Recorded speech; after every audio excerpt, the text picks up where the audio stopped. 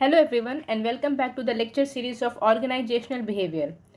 Today in this section of lecture we are going to talk about emerging trends or aspects or challenges in organizational behavior. There could be n number of challenges in organizational behavior, but among all these 7 challenges are most common challenges, which are workforce diversity, changed employees' expectation, globalization, improving productivity and quality, changing demographics of workforce, technology, and cultural diversity. Let us start with our first topic, which is workforce diversity. Organizations are becoming increasing competitions. Organization specialists must learn to live with diverse behavior. Managers must learn to live with diverse behavior. Managers must learn to respect diversity.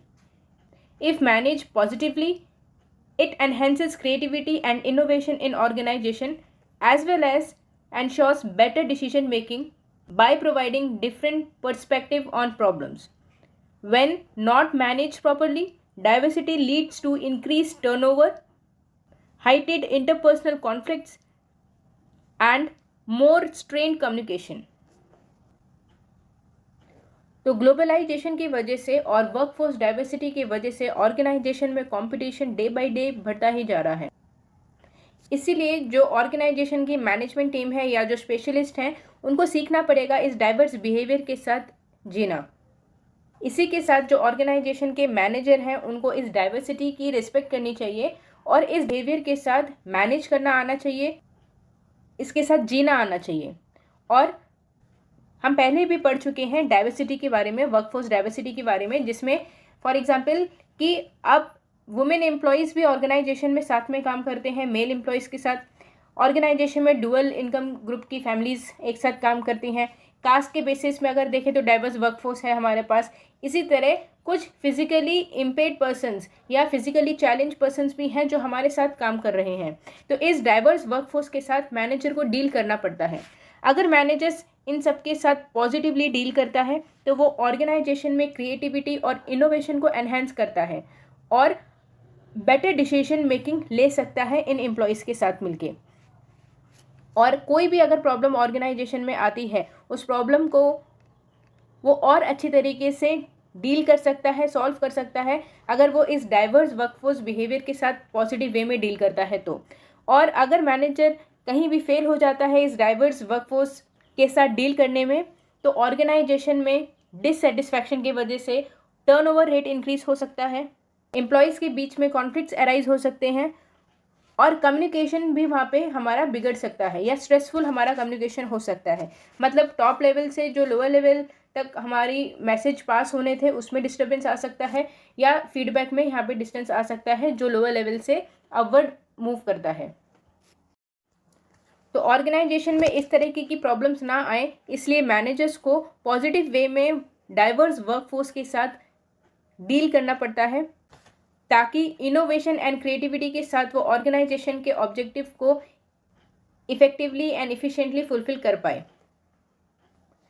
The second emerging trend is changing employees expectation. Tradition allurements such as job security, attractive remuneration, housing, etc., does not attract, retain, and motivate today's workforce.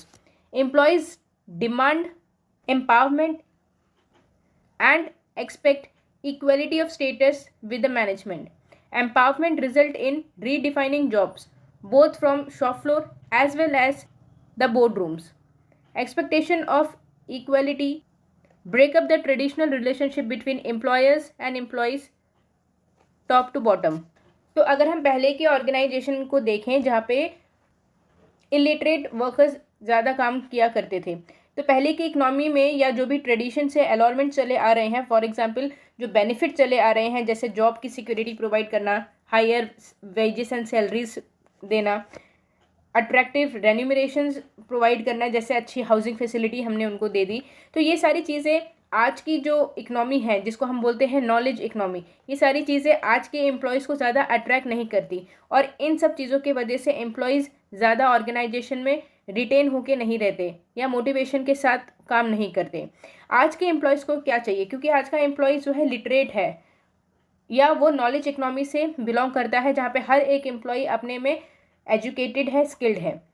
तो उनको चाहिए कि employees को हम as a servant treat ना करें।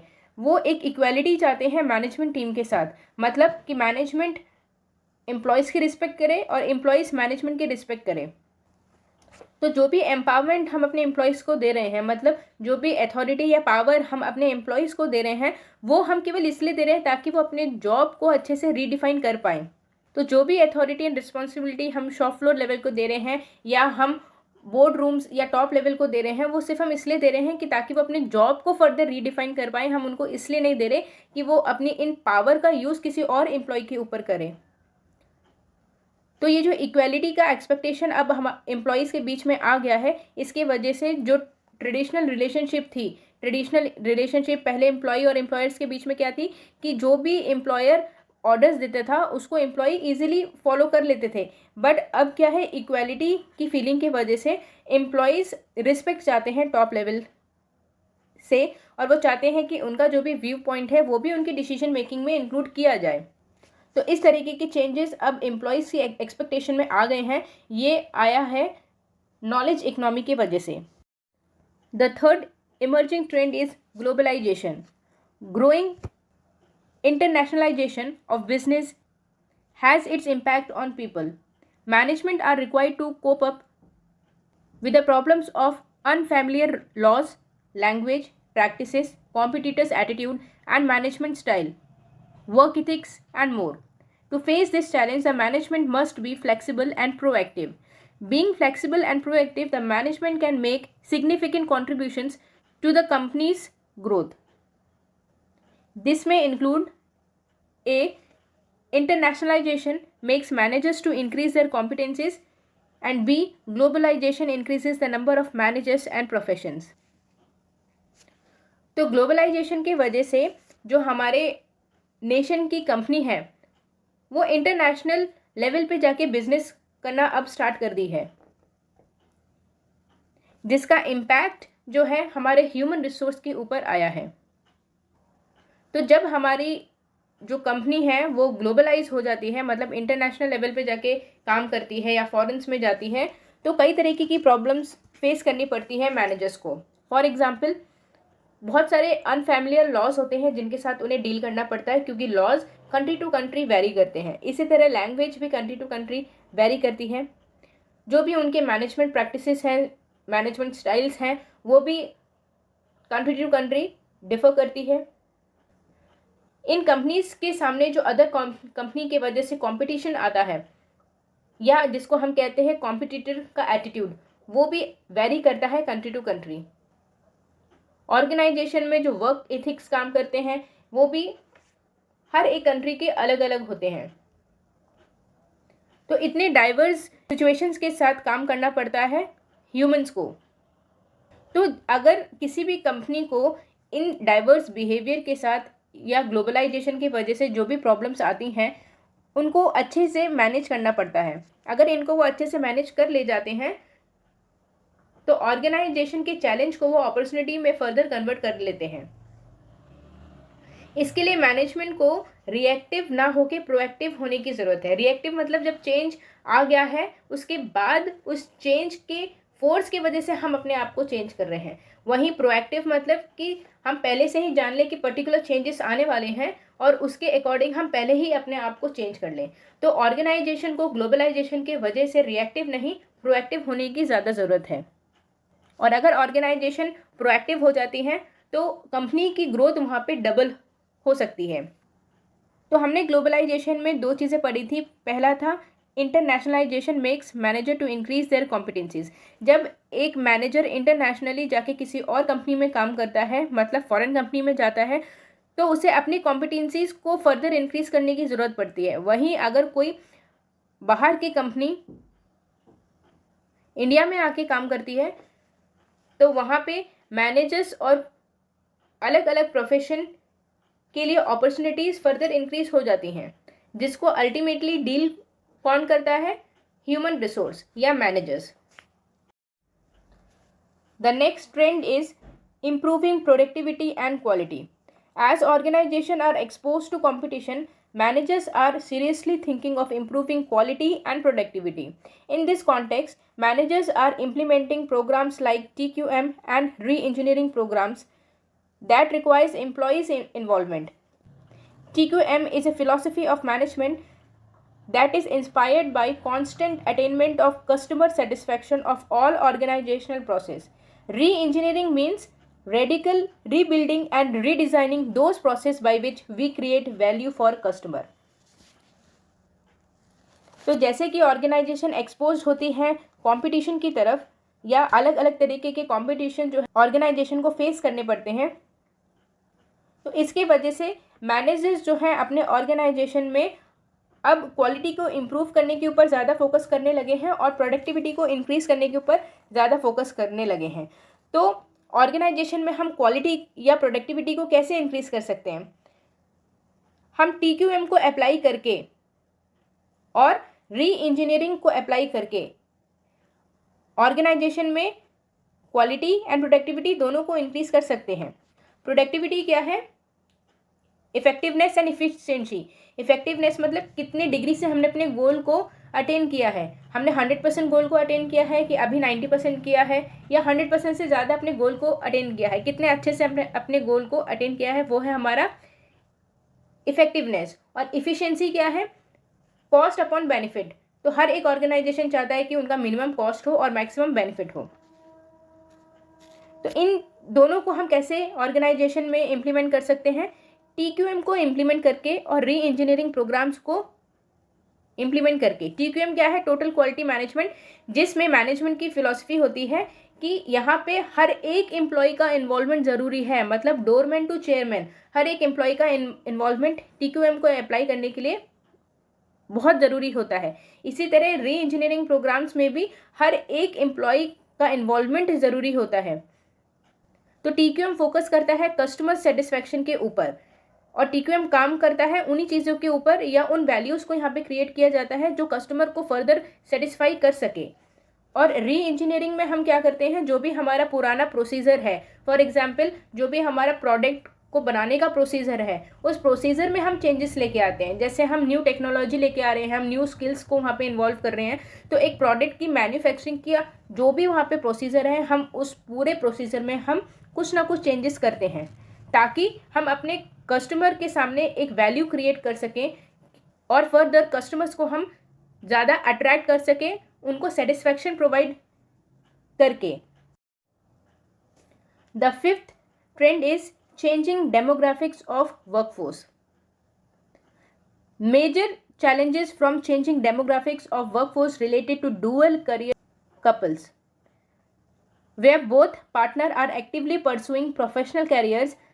The increase in number of dual career professions limits individual flexibility and may hinder organizations' flexibility in acquiring and developing talents. Another change in the workforce demographic relates to the growing number of employees who are young number. तो organisation में जब हम बात करते हैं changing demographic of workforce की, तो हम यहाँ पे फोकस मेनली दो चीज़ों के ऊपर होता है. पहला डुअल करियर कपल्स के ऊपर. डुअल करियर कपल्स मतलब ऐसे कपल्स जहाँ पे हस्बैंड और वाइफ दोनों ही एक साथ काम कर रहे हैं या दोनों के प्रोफेशनल कैरियर्स एक ही ऑर्गेनाइजेशन में है या अलग अलग ऑर्गेनाइजेशन में है. तो जिन फैमिलीज़ में दोनों लोग काम कर रहे हैं वहाँ पे एक लिमिटेशन आ जाती है इंडिविजुअल फ्लेक्सिबिलिटी में. मतलब कि हम उनको बहुत ज़्यादा फ्लेक्सिबल नहीं कर पाते. इस इनफ्लेक्सिबिलिटी के वजह से ऑर्गेनाइजेशन को कभी कभी काफ़ी दिक्कतें भी आती हैं अपने गोल को इफ़ेक्टिवली अचीव करने में. इसी तरह जो दूसरा डेमोग्राफिक वर्कफोर्स है वो है यंग एम्प्लॉयज़ का. तो ऑर्गेनाइजेशन में दो तरीके के एम्प्लॉयज़ काम करते हैं, एक है यंग और दूसरे हैं old.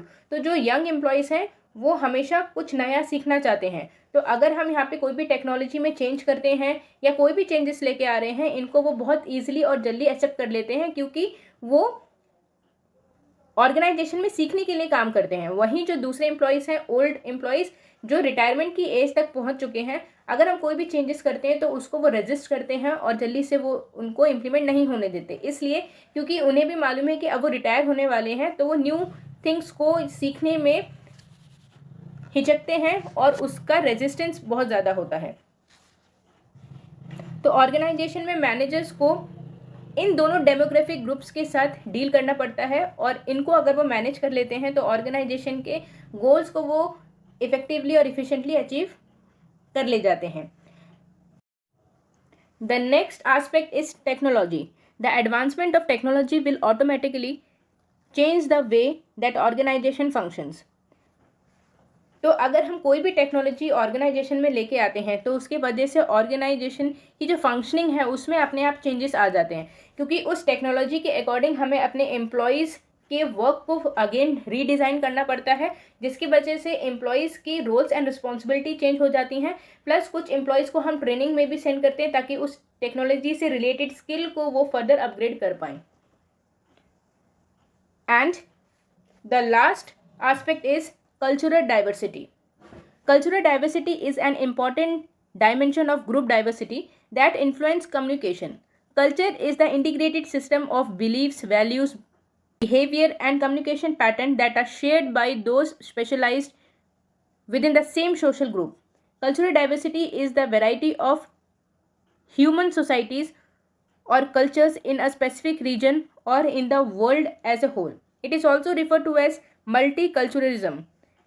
Within an organization, culture differences exist between people such as language, dress, and tradition. There are also significant variation in the way societies organize themselves, in their shared conception of morality, and in the way they interact with their environment.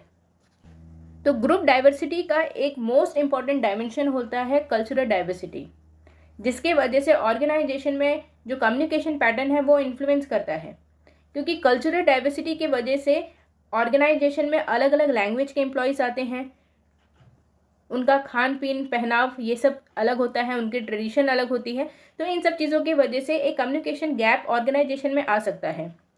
लेकिन culture क्या है? Culture एक integrated system होता है जिसमें हर एक individual की अपनी खुद की बिलीव्स होती हैं, वैल्यू है, जिसके वजह से उनका बिहेवियर डिफरेंट होता है, उनका कम्युनिकेशन पैटर्न अलग होता है। और ये सारी चीज़ें ये एम्प्लॉयज़ ऑर्गेनाइजेशन में एक दूसरे के साथ शेयर करते हैं। फॉर एग्जाम्पल, एक लखनऊ का एम्प्लॉय है जो बड़े तहजीब से बात करता है, आप का ज़्यादा यूज़ करता है। वहीं अगर एक एम्प्लॉय जो है वो राजस्थान में चला जाए या दिल्ली की तरफ चला जाए तो वहाँ पे आपका ज़्यादा यूज़ नहीं होता है।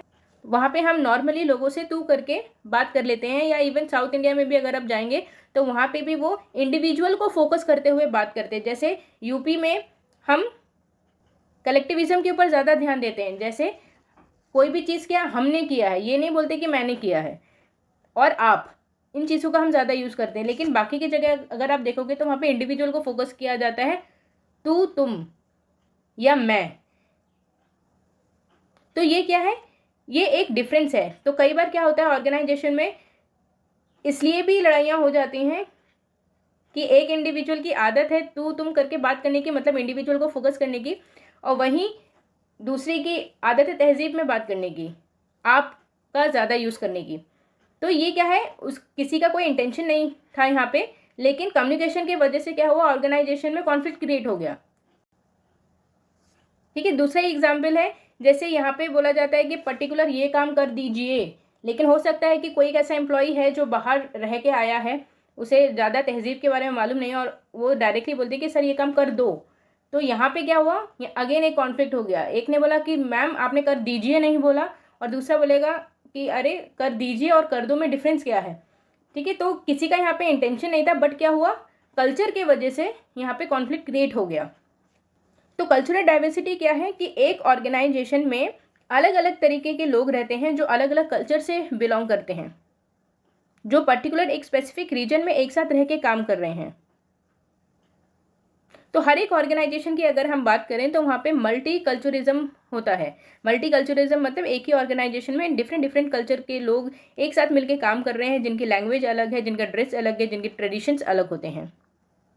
तो ऑर्गेनाइजेशन को चाहिए कि वो अपना एक खुद का एक कल्चर क्रिएट करें, और उस कॉमन कल्चर को ऑर्गेनाइजेशन में जितने भी एम्प्लॉयज़ हैं वो सब उन कल्चर को फॉलो करते हैं।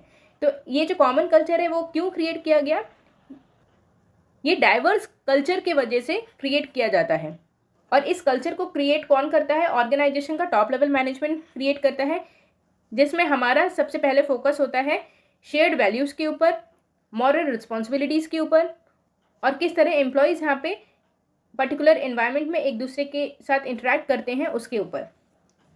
तो आज की क्लास में हमने पढ़ा है इमर्जिंग ट्रेंड्स और एस्पेक्ट और चैलेंजेस इन ऑर्गेनाइजेशन बिहेवियर, और ये सारे चैलेंजेस जो है मैनेजर्स को अल्टीमेटली डील करना पड़ता है या मैनेजमेंट टीम को डील करना पड़ता है।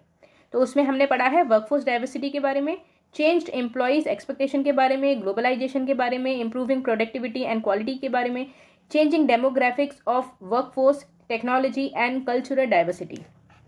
तो क्लास आज के लिए बस इतना ही। आपकी जो यूनिट 1 है आज कंप्लीट होती है। नेक्स्ट लेक्चर में हम स्टार्ट करेंगे हमारी second unit. Thank you class and have a nice day.